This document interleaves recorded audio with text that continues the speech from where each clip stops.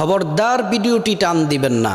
আমি দোয়াটি পড়ব, আপনারা শুনবেন, অথবা আমার সাথে সাথে ঠোঁটে ঠোঁট মিলিয়ে আপনারা পড়ুন। এই আয়াতটি পড়ার সাথে সাথে আল্লাহ তাআলা জীবনের সমস্ত গুনাহগুলা মাফ করে দিবেন, যেমন করে আল্লাহ তাআলা ক্ষমা করে দিয়েছিলেন হযরতে আদম আলাইহিস সালামকে।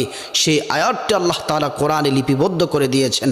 আয়াতটি আপনারা শুনুন অথবা আমার সাথে পড়ুন। রব্বানা যালামনা আনফুসানা ওয়া ইল্লাম তাগফির লানা ওয়া তারহামনা লানাকুনান্না মিনাল খাসিরিন। আল্লাহ তাআলা আমাদের জীবনের সমস্ত গুনাহগুলা আল্লাহ তাআলা মাফ করে দিন।